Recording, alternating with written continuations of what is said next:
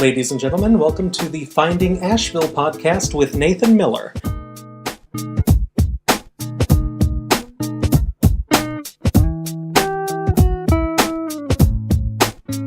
You kind of commented on this earlier, but I invite every guest on here on the notion of the Asheville curse. So people move here, can't find a job, but love the town and just work at Office Max because they want to live here. Yeah. And they lose ambition. Do you think the Asheville curse exists?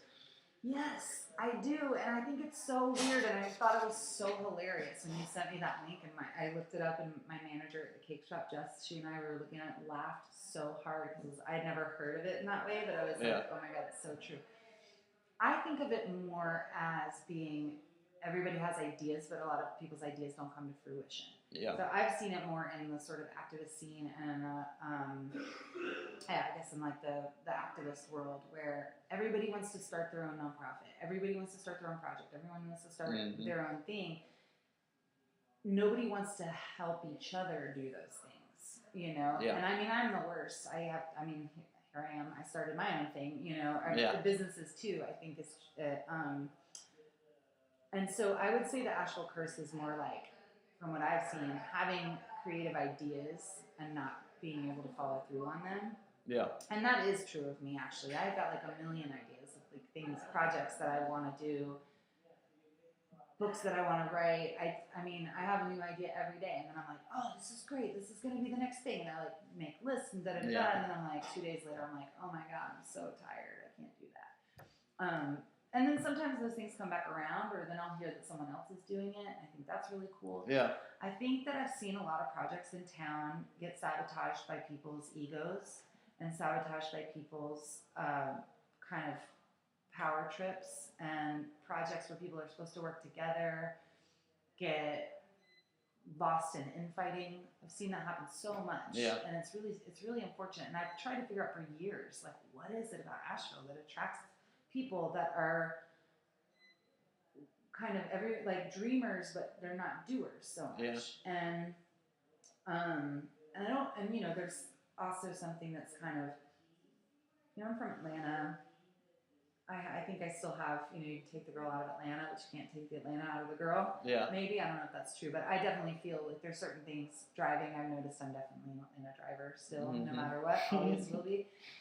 But also just sort of for me, punctuality is really important, although I think I was 5 minutes late getting here. Sorry. But when people show up late to meetings all the time and things like that, flaking out, I'm just like, this is crazy. And the whole doing what you say you're going to do thing is something that's really important to me, and it's something that I've found that sometimes it gets forgotten, and not forgotten, but it holds less of a premium to a lot of people, some people in town, I think. And I think people focus more on like the feeling and the moment and like the idea and like, oh, this is so great, and like just the fun of like dreaming of a thing and the potential of that, rather than necessarily like nose to the grindstone getting things done. Mm-hmm. I don't know what it is about Asheville that breeds that. I don't know if it's just my illusion or if that's even true. Yeah. As far as the Asheville curse, I mean, I would say that specific piece of like working at Office Max and not, you know, caring that you're not living your dreams or whatever. Yeah. I think that just has more to do with the fact that there's no good jobs here. Yeah. Not no good jobs, but that there's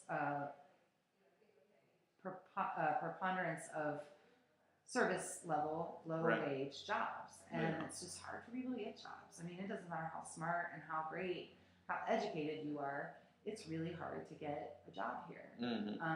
Especially one that's going to pay benefits and have a salary and get, you know, that's just nearly impossible from what I understand.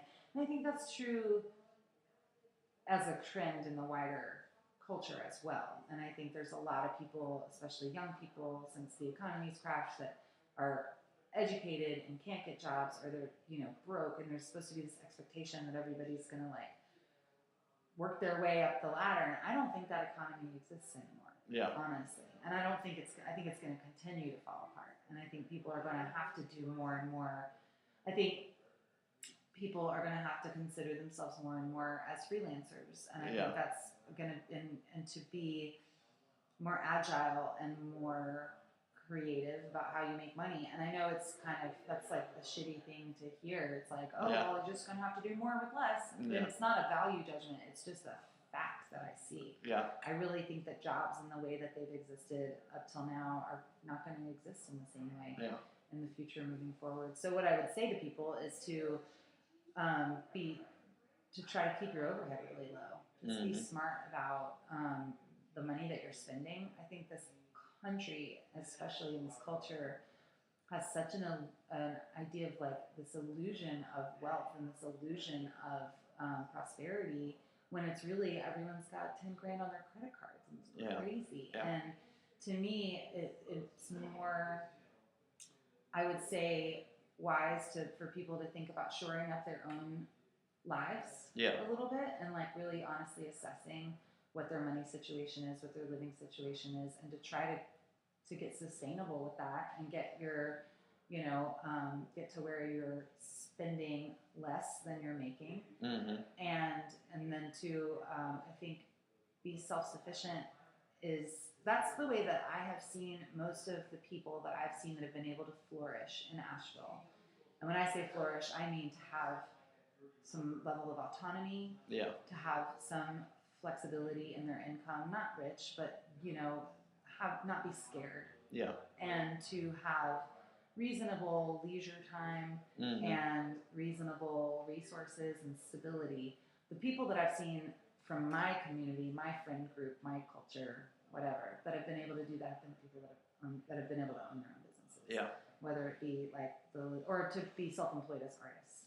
And I know a lot of people that do that. And they're, of course everyone's like, oh man, you hit lean times and you get scared, and it's like, oh, it's the winter and everyone's bitching, you gotta pay your taxes and blah, blah, blah. But ultimately, you're okay.